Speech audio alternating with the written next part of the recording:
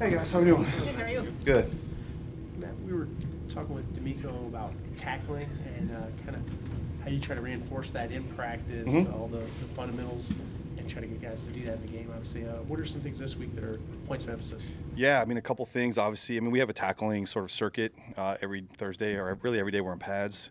So that was today, so we try to, like, extend that a little bit to get a little bit extra work. And, I think the thing we've preached from the start is, obviously, with some rule changes and the way things go, you can't, get a lot of live sort of true tackling.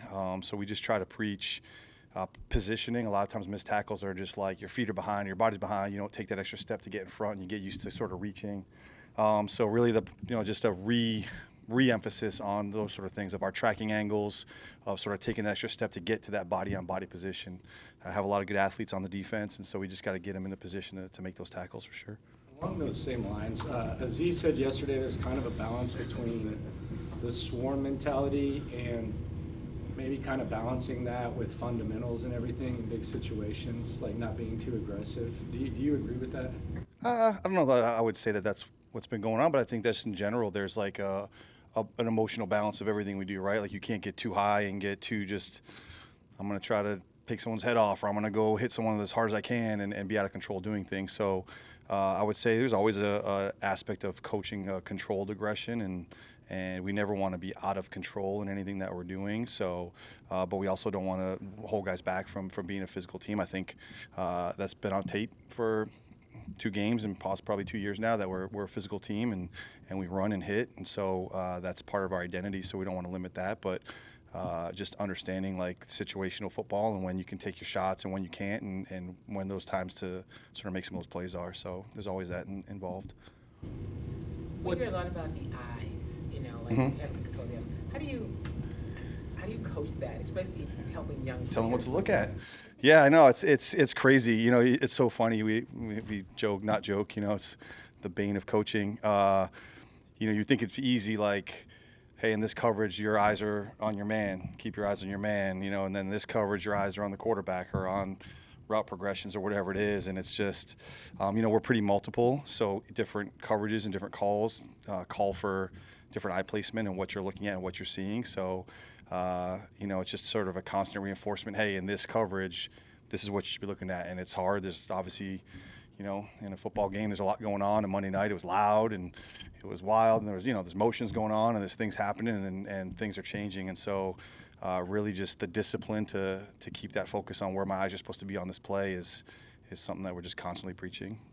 When teams are having success against the defensive tackles and maybe moving them out of the way, is there something that you could do to help them besides just, hey, you guys got to go out there and win those one-on-ones? Yeah, I mean, I felt like, honestly, there are obviously there's calls and we can pressure some and run pressure and move guys around and that sort of thing. But also, like, man, then you're exposing yourself to other things. Maybe you're creating other issues or plays. So we obviously really preach technique, and I felt like we weren't good enough in the run game the other night. And it was hard because I felt like it was like one-offs. It wasn't like this one thing was getting us. It was like one guy one time took the wrong step. One guy was out of spot the next place, and so you were kind of chasing it. So we actually really try to actually go the opposite and kind of reel it back in and settle down. Like, hey, man, we got to play technique, put your eyes in the right spot, like get off the ball, like put your hands where they're supposed to be, and just get back to sort of playing that. Again, it probably goes a little bit back to the earlier question about just, up front, we're an attack defense and we want our guys getting off and knocking back and creating penetration, but, we can't be out of control and wild doing that sometimes. So, there's that same balance that we talked about in the back end guys. So I think there's calls we have and there's positions and fronts that we can get into to counterbalance some of the things that we're seeing, but we also still got to play technique. So you didn't feel like last week's run defense was part of a bigger problem? You felt like it was one-off? I sure hope so. What do you feel? Yeah, no, sure. That hasn't happened a lot, and it wasn't like a lot of explosives. It was a little bit leaky yardage here or there. Like I said, it wasn't like, oh man, this is a schematic issue. It felt like, man, we were just one guy in each of those plays was a little bit off or took a bad step or was in the wrong spot, and so then those 7-8 yard runs add up. It felt like we were saying 2nd and 3 the whole game. You know what I mean? On first down runs. So we have to be better, especially in early down situations. I sure hope we clean that up this week. We're going to see a pretty similar attack, so we better be on it. For a guy has a slow start like Brian Thomas Jr., do you expect maybe a little bit extra from the opposing offense to go and get him the ball? I don't know. I can't say what they're going to call, but he's a good player, and so we're not discounting anything. I mean, he's been good against us last year, and he's a very, very talented young man. So we're fully aware of his capabilities. We're not taking that lightly. I promise you that. Jacksonville's done a really good job of. Sorry? Jacksonville's done a really good job of protecting Trevor. I think they've only allowed 1 sack this year. Just what challenges does that present for this pass rush? Yeah, and honestly, frankly, we haven't sacked them well in our time here in the last couple of years either. So Trevor's really good at getting the ball out quick. A lot of play design for that. They're very protection conscious from chip perspective and keeping guys in, and very well coached up front. So, you know, it's a similar thing. Like I would say we've got to like marry it up. Our coverage has to be tight enough to give those guys time. I mean, if there's space in the pass game, the ball's going to be out quick and find it. So, however we can combat that to try to make him hold the ball and not just give him quick answers on things, then that's, I think, where it's going to start. And then our guys got to execute the rush plan. They do a good job up front for sure. So it was a good challenge for us. Will, obviously it's a high standard.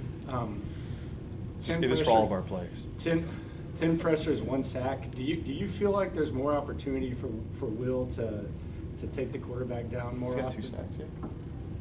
He's got 2 2 sacks. sacks. 10 pressures, 2 sacks, yes. Sack a game? Yeah. You want 17 sacks this year? 2 sacks. 1 sack a game? I mean, that's a pretty high Do you standard. think there's more opportunity? No, Sacks is good for I don't. anyone, but 10 pressures, I mean, you just. Yeah, I mean, like that, again, that's a little bit of byproduct of what we've been seeing. I mean, especially obviously week 1.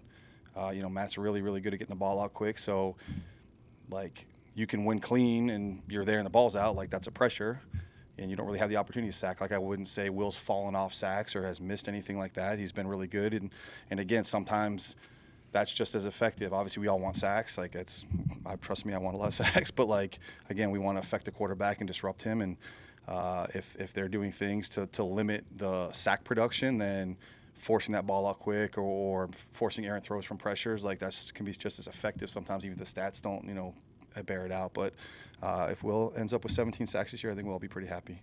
What have you seen from Trevor under Liam that's different or new, or have you even noticed? Yes, a little bit early, obviously. But again, just similar to the offense that we faced last week, particularly, and even elements from week 1.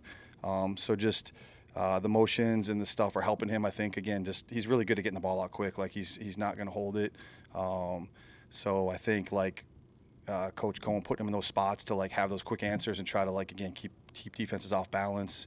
The run game's been really effective for them as well. So it's kind of keeping you honest there. Like I think they're leading the league in rushing at this point. So there's a good balance in terms of like not just having to just drop back and throw 60 times a game. So all those things, he's being real productive in the system. What is it about their run game that's been so effective through these first 2 games? Yeah, I mean, you know, they hit a couple explosives in week 1, like the 70-yarder, a couple big plays that obviously boost some things. But just similar to last week, I would say it's a pretty multiple scheme.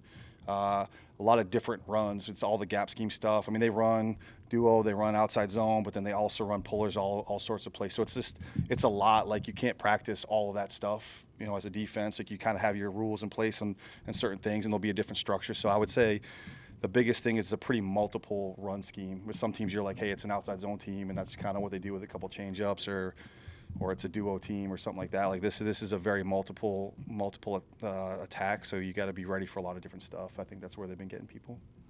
Good. Appreciate you. Cool, guys. Appreciate it. Yeah, it's just so. That was quick. Yeah, they like that, man. Backpedal drills. First time you guys are going back since all the things happened there with Aziz last year. Of course, he's a pro. He says he's just going to play the way he plays.